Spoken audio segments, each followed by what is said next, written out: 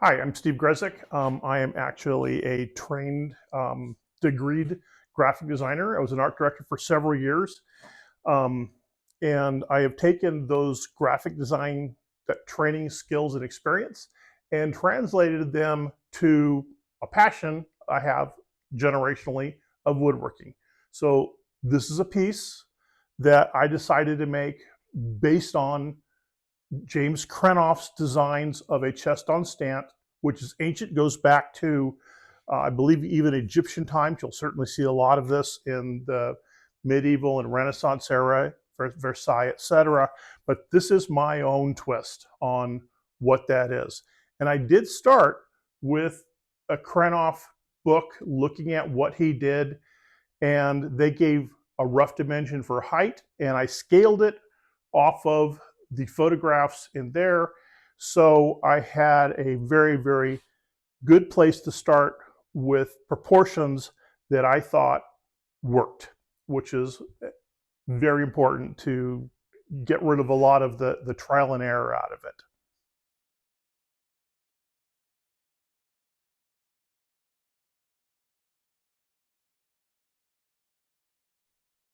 Okay, Steve and I have been talking here for a few minutes on some of the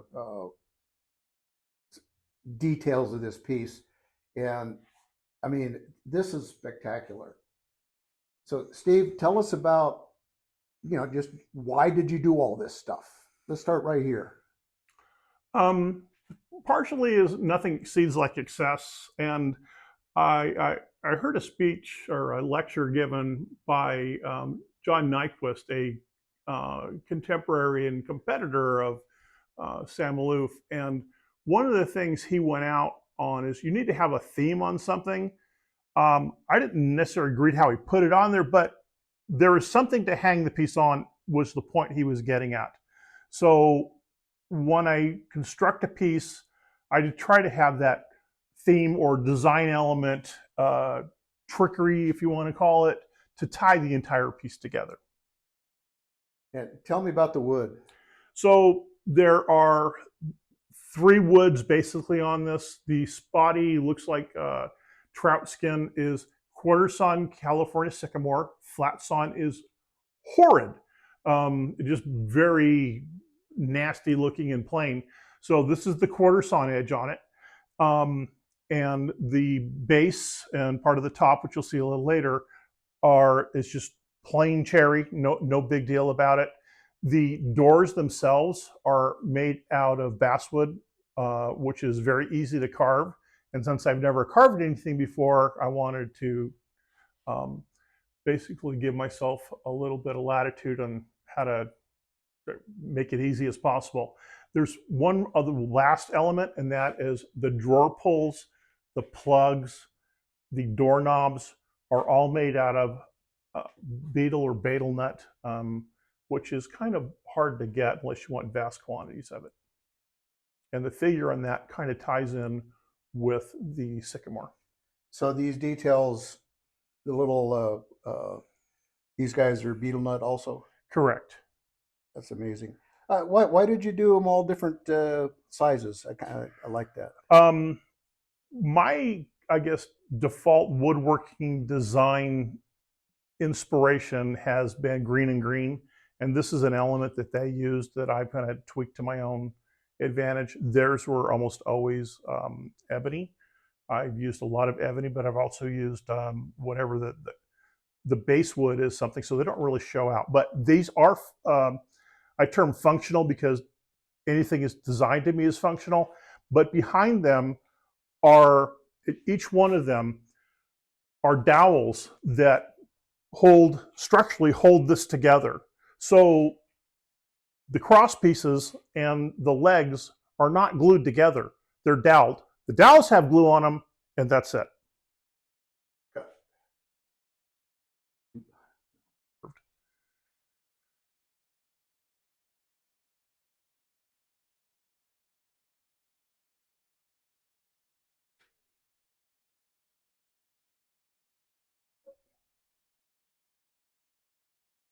So the doors themselves are bowed outward.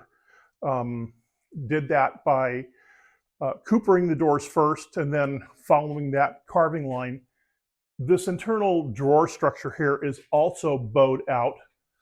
The drawers themselves are bent lamination, 8 layers, sorry, as are these two side pieces here.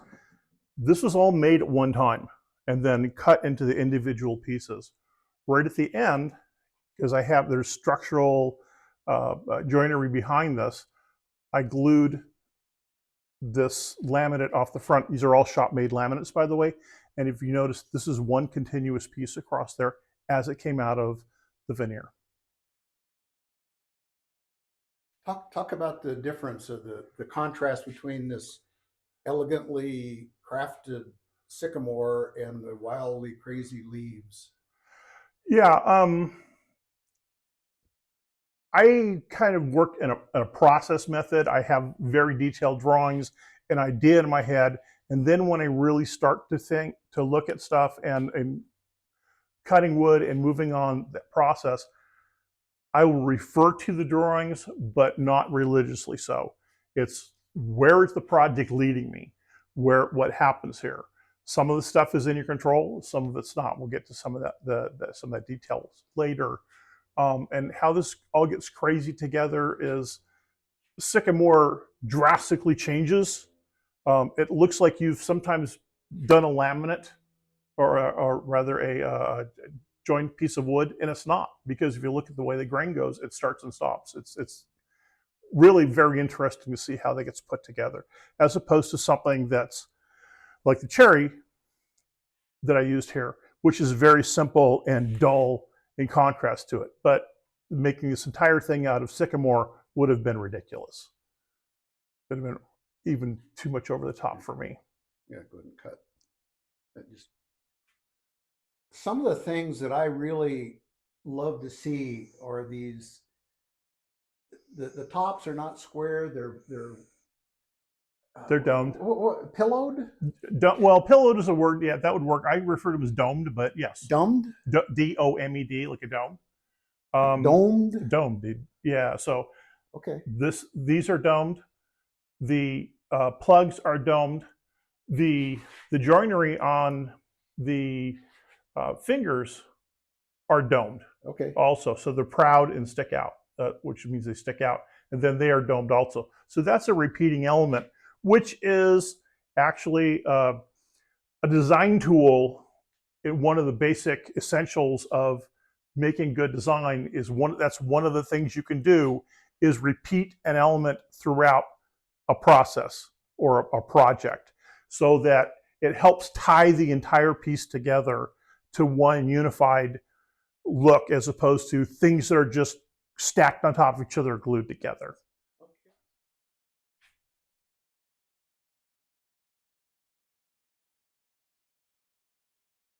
So for a little bit of scale, I'm like 6'2", if you get an idea of what the height is.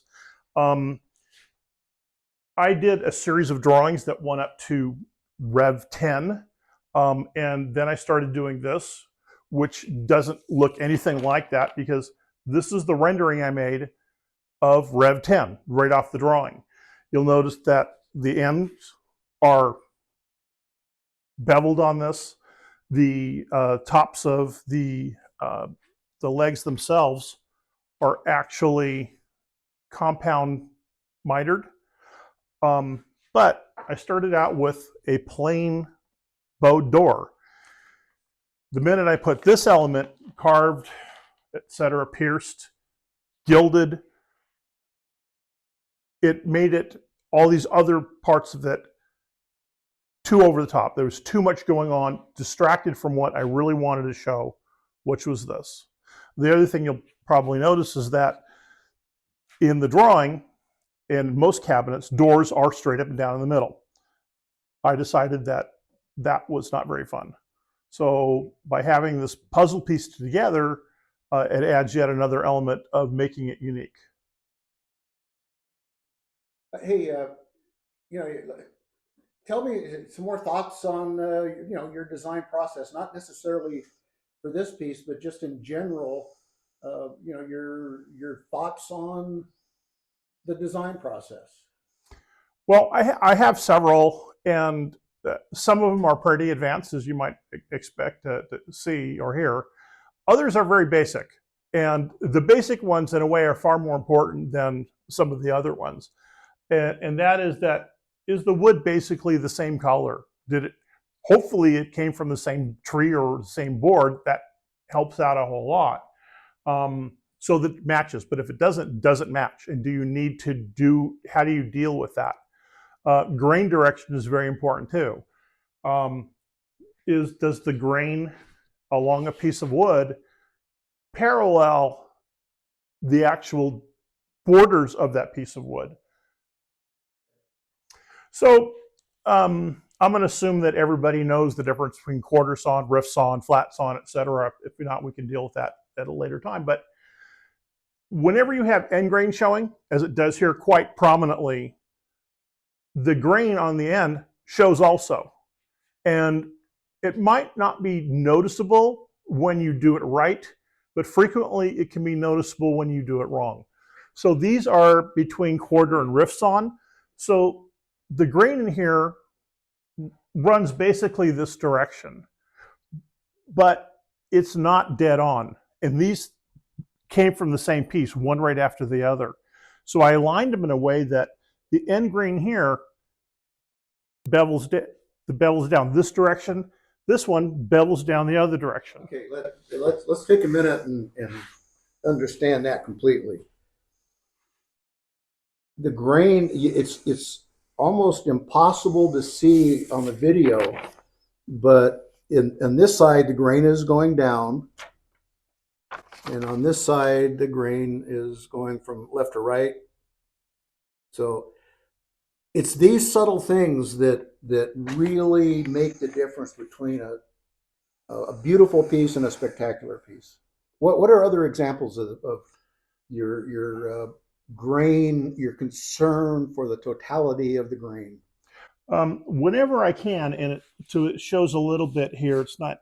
You'll never get it totally perfect piece.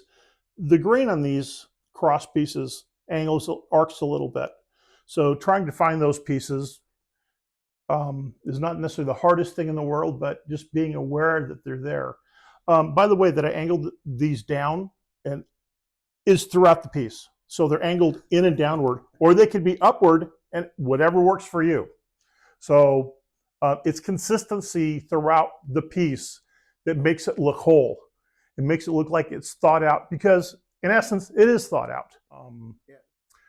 One other very important thing is here is, I talked about it briefly, is repeat and to help tie something together. So if you look at these pieces, they're all look like they're the same width or thickness this direction. They're not. They look like it, but they're not. Everything is adjusted slightly so that optically they are the same. And then you'll see repeats on things like the spaces. Negative space is hugely important. Don't just look at the positive space on pieces that have negative space, because that can help make or break how pieces go together, how they look ultimately. The Japanese even have a term and design element for it called notan, N-O-T-A-N, which they go through a lot. Even on the doors piece, where these pieces are pierced through all the way, so I can stick my finger through, how that looked on the drawing that I made, I wanted to make sure that this negative space, which is why you saw the drawing in black and white, is why I did it in black and white, because it highlights that what is the negative space going to look like, as opposed to just a line drawing where you can't really tell. Some of the renderings I did are black, so that it helps me have a better understanding of the weight of the pieces itself and what the shapes are actually going to look like. One of the things that I really see in this front is the balance, and it's not dissonant. There's a lot going on, but it's all balanced. Even the colors, you've got the five lighter bronze looking ones spaced out like perfectly. It's just, it just feels good to look at the front door. There is a term for this. You've heard symmetry. Then there's asymmetry. There is actually a design term that's called asymmetrical symmetry. It, it is not symmetrical, but it's balanced so that it feels like it is, even though it's not. So these are not symmetrical at all, but there's enough elements there that it works. Oh my goodness, there's more. Absolutely. There's always more. Nothing exceeds like excess. So basically, I thought I referred to it as a crown. It's part of this Jenga kind of game pile of sticks that I had on top originally from the drawing. You might see it up here. I thought that was going to be too excessive, so I didn't put it on originally.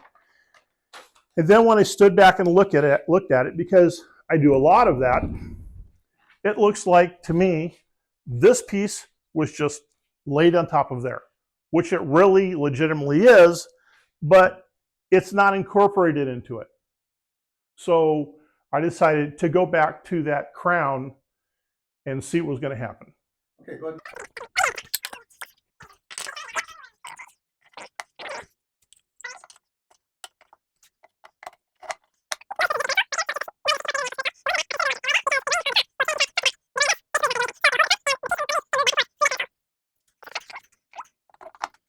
Where are we? Take your time, because we can. Yeah.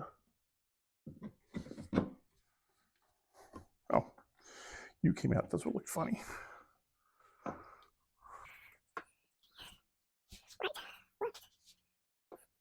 purposely left the layer finish off here because if you're doing all this, you need to. Make it look pretty anyway. Percussion adjustment. How does that look?